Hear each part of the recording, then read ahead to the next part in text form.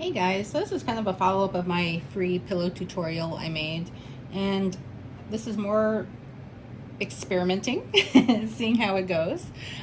So I get a lot of questions on how do you come up with your ideas and how do you make things, and honestly, it's trial and error and experimentation. So this is an experimentation, so I thought I'd share the journey with you guys and see if we can create something kind of cool.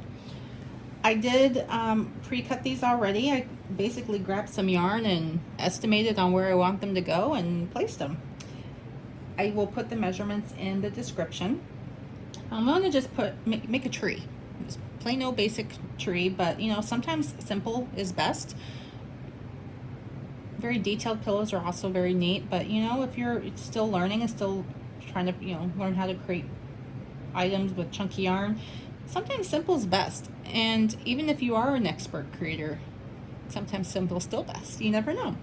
So with this, all we're doing is you can burn or you can tie, whatever your preference is, but we're just going to basically fold the yarn together and make a tree. So when I start, I kind of just estimate where I want things to go, and I kind of count my rows. So this pillow, we made 10 chains, and then I just kind of count each row. So we have rows that go this way, and you can count those by the V's. So each V is a separate row going up, but then you have rows going this way too. Now you can consider this group of V's as one row, or you can do individually like a section of a row, whatever you prefer. But I just kind of eyeballed it. So I started with the top because I wanted to make sure I got the centermost part of my pillow, and it was literally right here. So again, kind of count your rows and see like which one is the most center for you, and I just kind of go like this.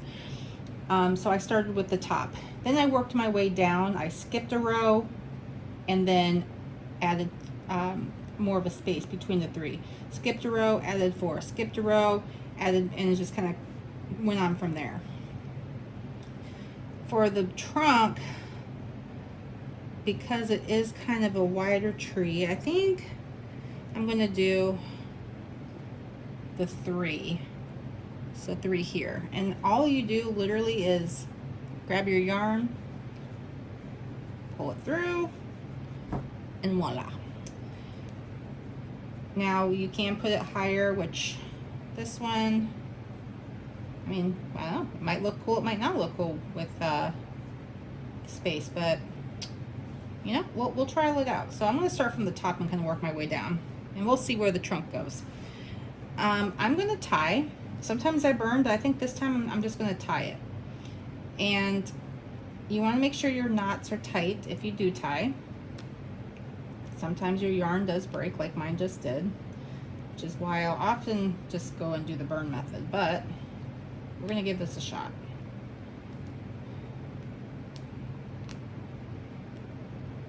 Okay. So then you're just going to take that yarn, that knot, and you're just going to tuck it in your pillow, and then pull up that yarn that we made and make it fluff out. Like that. And do the same for this one. I might say if you want to tie, maybe make them a little bit longer than what I made. But again, all experimentation. We're just gonna go with it. Okay. Looks good. This one, and this is also, I'm doing it this way too because I can go back in and decide if I want to add more green. I can add some more green.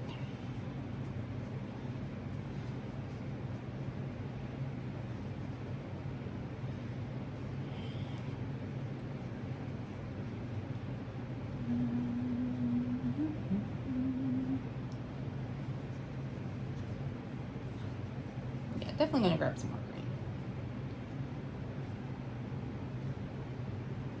Turn and tuck.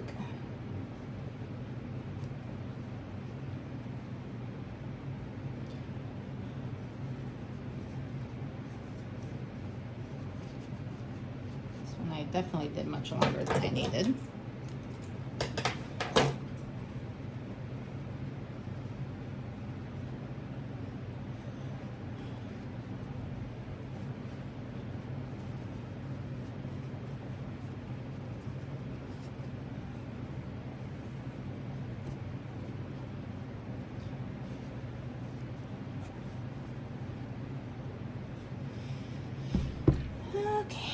let's see what we got going on. Not bad, but I kind of like to fill it in a little bit more. So I'm going to grab my yarn again, and I'm just going to find a spot.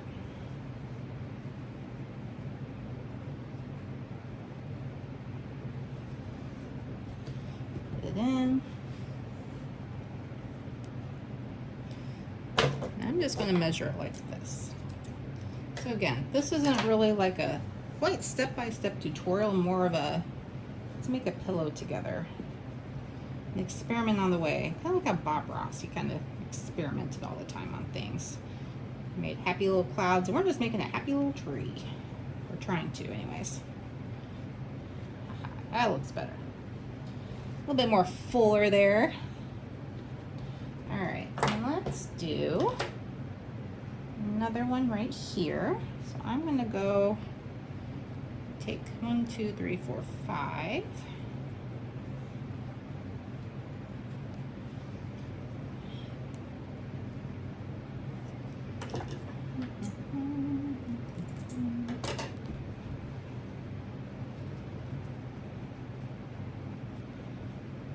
There is a ton of awesome tutorials out there that you can do and find of a better step-by-step guide on how to make these. Again, I just thought I would experiment and take you on the journey with me.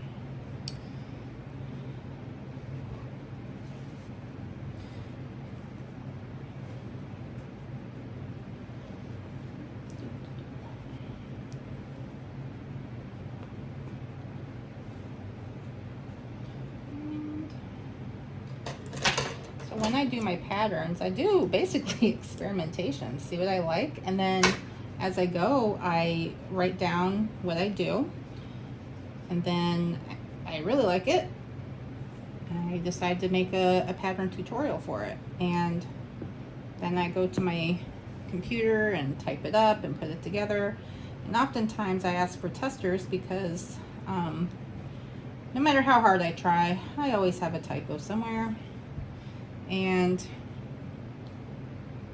I just want it to be as polished as possible. So it's always, I always really am so grateful to people who volunteer to test, because it really helps me out, because often they catch something that I missed and then I feel like a dum-dum. But you know, I appreciate people taking their time to test something for me. So, and hopefully they get a really cool pattern that they like too. So it's always a win.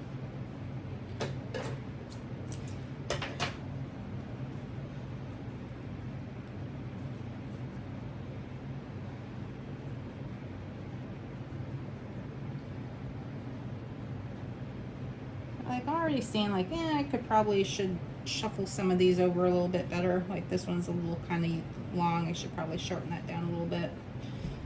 But you know, it's not looking too bad. It's filling out. What do you think? We'll keep going. We'll keep going. We'll see where we land here. This one looks like I probably will need to have 2, I'm guessing.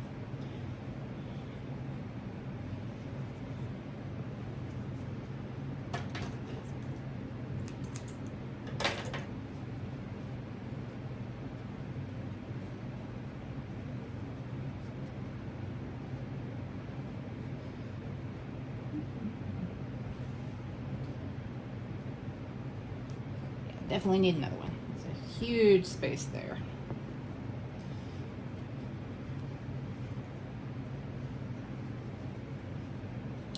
I do watch some tutorials. I really admire, there's some amazing people out there.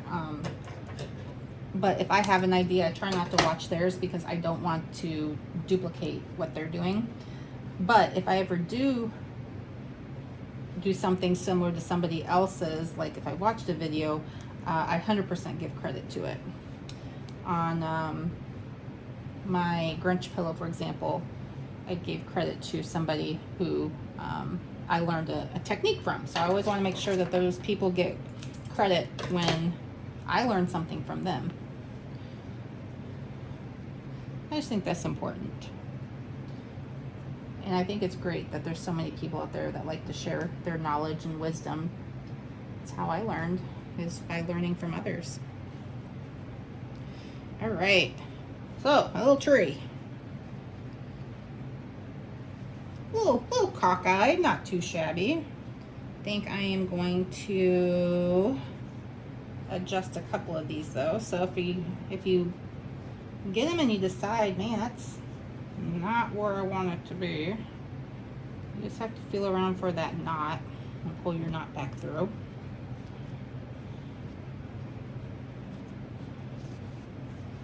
And I'm going to shorten it by here. Let's see how that looks if I did it like this. Yes, that looks better. And I don't need to have that long of a tail.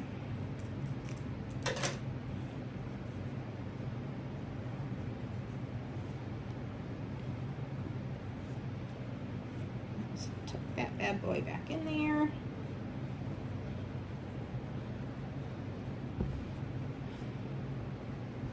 And trees aren't perfect. I like them to kind of line up as best as I can. A lot of times I do this stuff standing up so I can actually look over it better, but that doesn't look too shabby. All right, so now we're going to add the trunk. So then I'm going to do that right to the base of the green, as close as I can, so that way we can have the little trunk deer at the bottom.